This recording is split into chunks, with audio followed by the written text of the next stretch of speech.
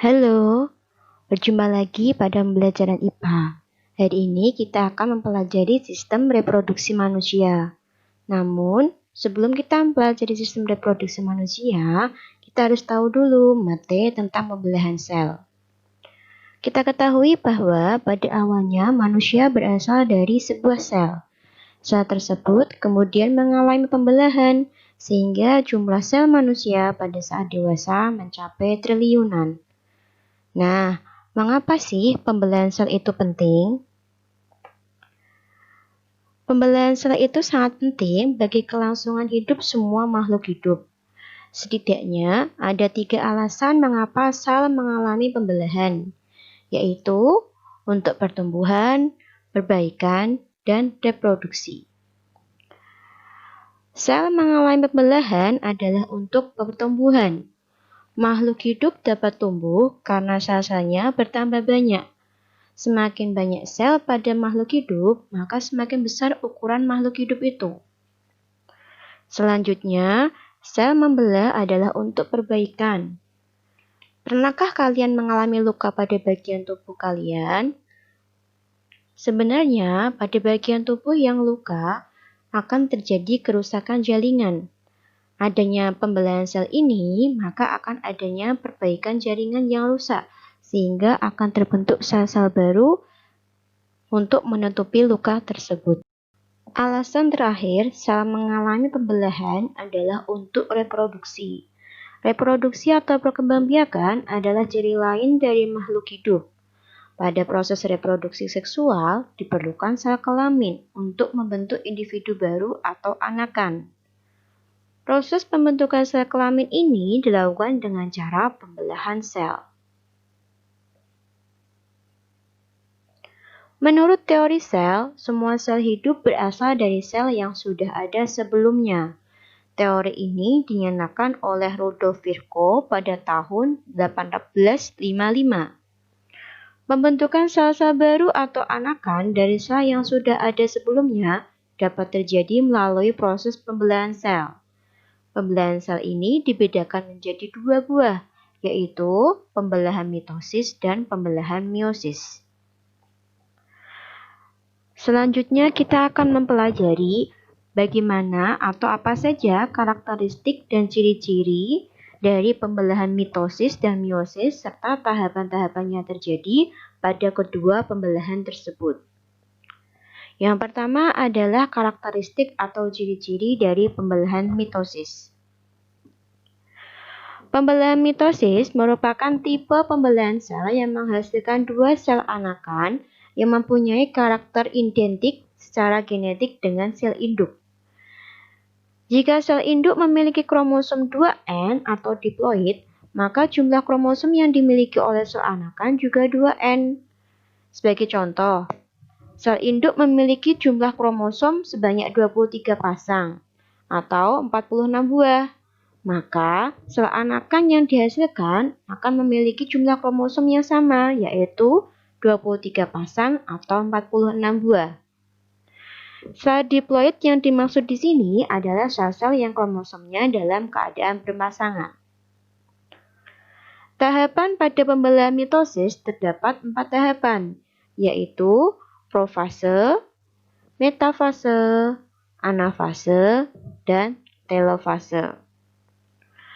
Pembelahan mitosis ini biasanya terjadi pada sel-sel tubuh atau sel-sel somatik makhluk hidup.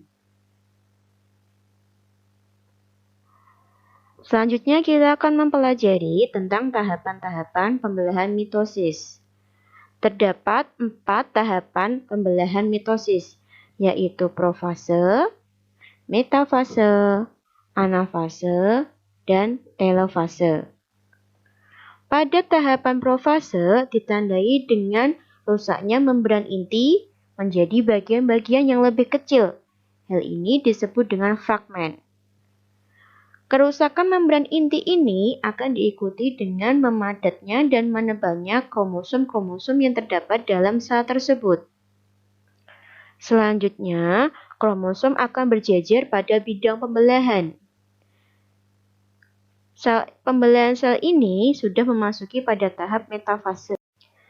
Selanjutnya, Tahap pembelahan akan memasuki tahapan metafase.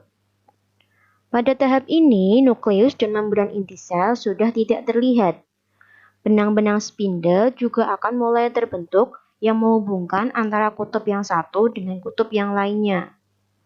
Kemudian, pasangan kromatid akan bergerak ke bagian tengah inti sel atau pada bagian bidang pembelahan. Pembelahan sel akan dilanjutkan pada tahap anafase. Tahap anafase ditandai dengan pemisahan kromatid dari bagian sentromer yang kemudian membentuk kromosom baru. Masing-masing kromosom akan ditarik ke kutub yang berlawanan oleh benang-benang spindle. Jumlah kromosom yang menuju ke kutub yang satu adalah selalu sama dengan jumlah kromosom yang ada di kutub yang lainnya. Pada tahap akhir anafase, kromosom hampir sampai ke kutubnya masing-masing. Selain itu, proses sitokinesis juga mulai terjadi. Lalu sebenarnya apa sih sitokinesis itu? Sitokinesis merupakan fase pembelahan atau pemisahan sitoplasma, organel, dan membran sel. Pembelahan ini akan dimulai pada membran sel menuju ke bagian tengah sel sehingga akan menghasilkan dua sel yang disebut sebagai sel anakan. Tahap terakhir pada pembelahan mitosis adalah tahap telofase. Pada tahap ini, kromosom telah sampai di kutubnya masing-masing. Benang-benang spindle juga akan mulai menghilang dan membran inti sel akan mulai terbentuk kembali. Pada tahap ini, kromosom akan mulai merenggang dan akan terbentuk sel anakan baru dengan jumlah kromosom yang diploid atau 2N.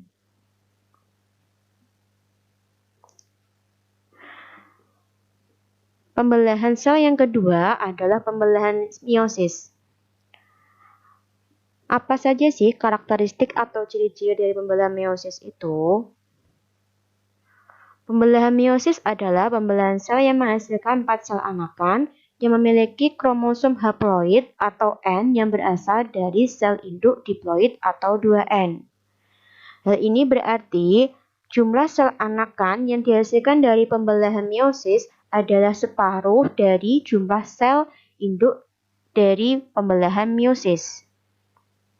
Yang dimaksud dari sel haploid di sini adalah sel kromosom yang tidak berpasangan atau N. Pembelahan meiosis berlangsung melalui dua tahapan, yaitu meiosis pertama dan meiosis kedua. Pada masing-masing tahapan meiosis terdapat 4 tahapan, yaitu profase, metafase, anafase, dan telofase.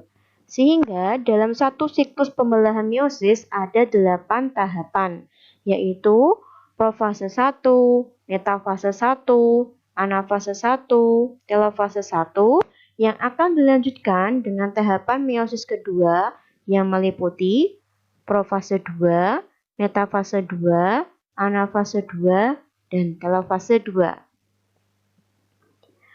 Pembelahan meiosis ini hanya terjadi pada pembentukan sel kelamin atau gamet.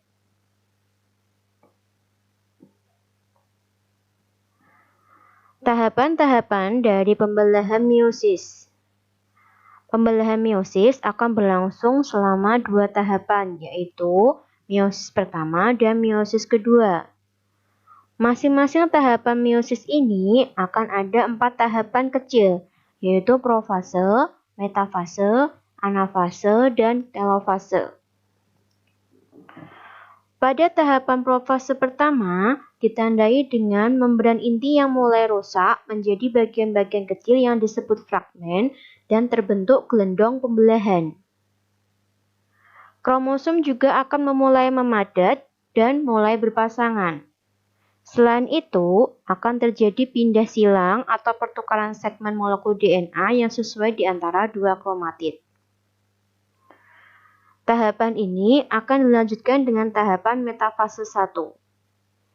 Tahapan metafase 1 ditandai dengan terbentuknya benang-benang spindle yang menghubungkan antara satu kutub dengan kutub yang lainnya. Kromosom juga akan mulai berjejer pada bidang ekuator atau bidang pembelahan dan mulai persiapan untuk pembelahan. Selanjutnya adalah tahap anafase 1. Kromosom pada tahap anafase 1 akan memisah dan bergerak ke kutub-kutub yang berlawanan. Lalu dilanjutkan dengan telofase 1, di mana kromosom homolog akan memisah dan bergerak ke kutub-kutub yang berlawanan, dan membran inti akan mulai terbentuk kembali.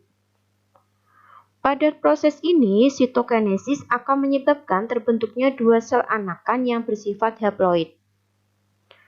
Sehingga pada tahap meiosis 1 akan terbentuk dua sel anakan yang berasal dari satu sel induk. Tahapan meiosis 1 ini akan berlanjut pada tahapan meiosis kedua, di mana masing-masing sel anakan pada tahapan meiosis pertama ini akan mengalami pembelahan lagi, yaitu profase, metafase, anafase, dan telofase tahap kedua. Prosesnya hampir sama dengan proses pada tahapan meiosis pertama. Untuk masing-masing sel anakan pada tahap meiosis pertama akan menghasilkan dua sel anakan baru dengan jumlah kromosom yaitu N. Sehingga pada akhir keseluruhan proses pembelahan meiosis akan menghasilkan 4 sel anakan dengan jumlah kromosom N atau separuh dari sel kromosom induknya. Selanjutnya, kita akan mempelajari sistem reproduksi pada pria. Apa saja sih alat-alat reproduksi pada pria? Alat reproduksi pada pria terdiri atas alat kelamin luar dan alat kelamin dalam.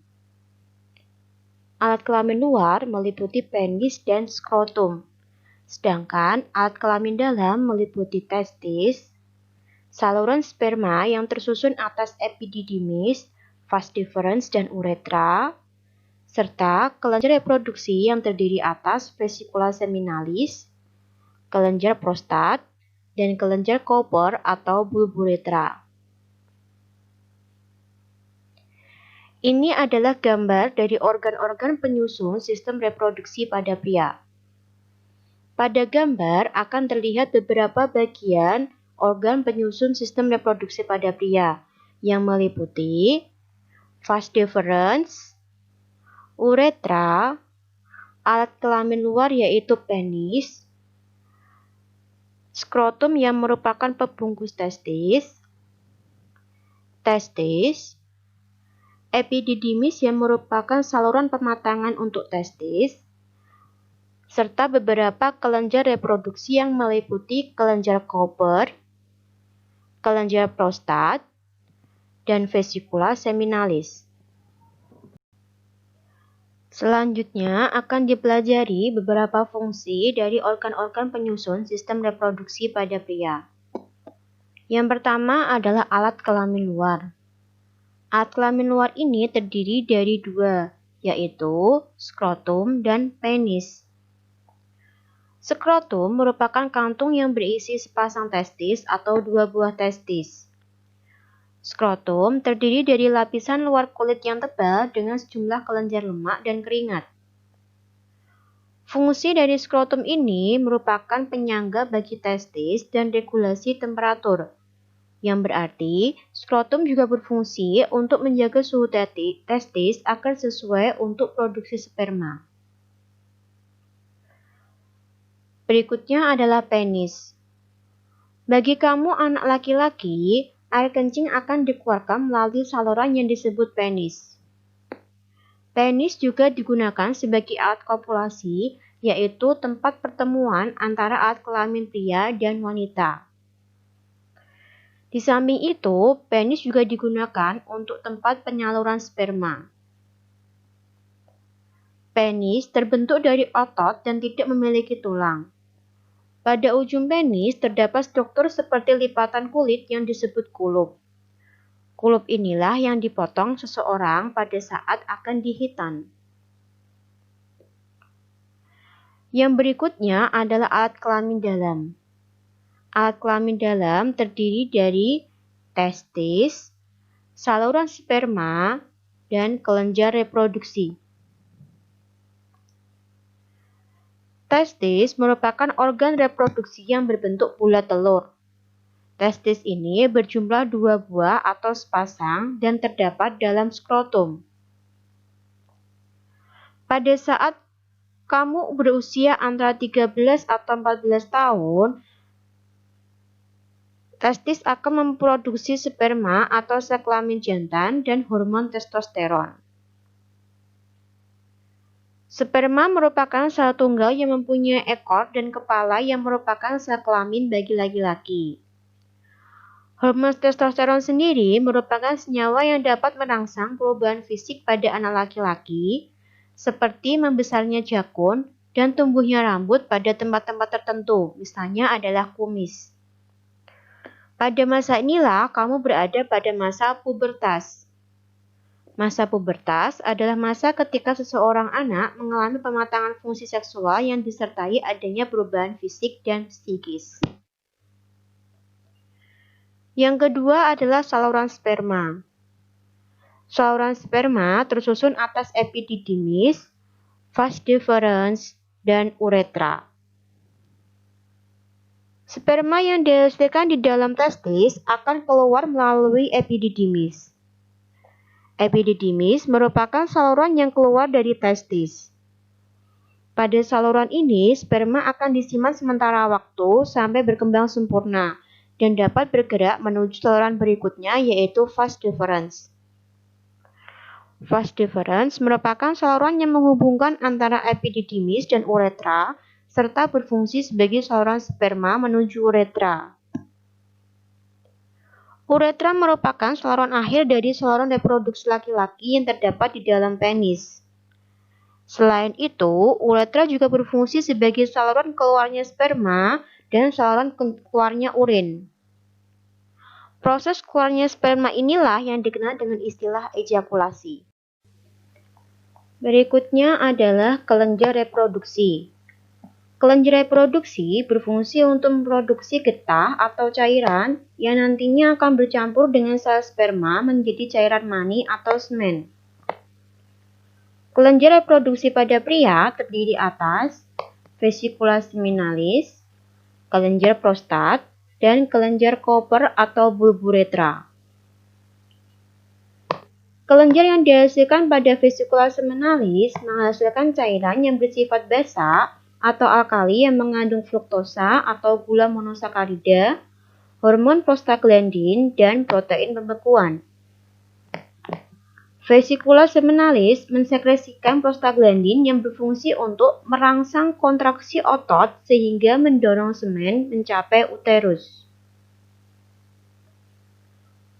Kelenjar prostat menghasilkan cairan keputih-putihan, sedikit asam, dan mengandung beberapa zat seperti asam sitrat yang akan digunakan untuk menghasilkan energi dan beberapa enzim seperti pepsinogen, lisozim, dan amilase. Selain itu, kelenjar prostat juga akan menghasilkan seminal plasmin yang berfungsi sebagai antibiotik untuk membunuh bakteri dalam saluran reproduksi. Kelenjar berikutnya adalah kelenjar Cooper atau bulburetra.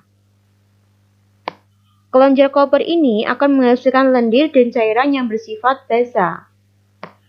Cairan ini akan berfungsi melindungi sperma dengan cara menetralkan urin yang memiliki pH asam yang tersisa di dalam uretra serta melapisi uretra sehingga mengurangi sperma yang rusak selama ejakulasi.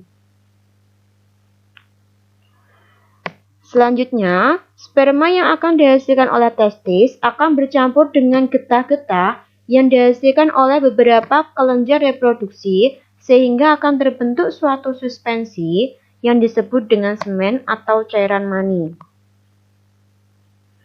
Semen-semen inilah yang akan dikeluarkan melalui uretra. Pada umumnya, volume semen atau cairan mani yang dikeluarkan sebesar 2,5 sampai 5 ml. Dalam tiap 1 ml semen atau air mani akan terkandung jutaan sel sperma. Dari jutaan sel sperma inilah yang akan berhasil membuahi sel telur. Bagaimana proses keluarnya sperma?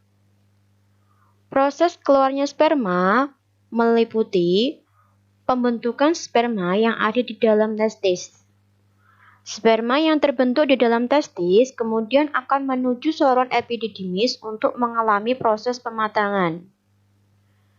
Sperma yang sudah matang kemudian akan bergerak menuju saluran vas deferens dan melalui penyimpanan sementara untuk proses perkembangan selanjutnya. Sebelum sperma keluar tubuh melalui uretra, sperma akan mendapatkan cairan semen dari kelenjar reproduksi, yaitu vesicula seminalis, kelenjar prostat, dan kelenjar Cooper atau bulb uretra. Sperma yang sudah mendapatkan cairan semen dari beberapa kelenjar reproduksi akan dikeluarkan melalui penis.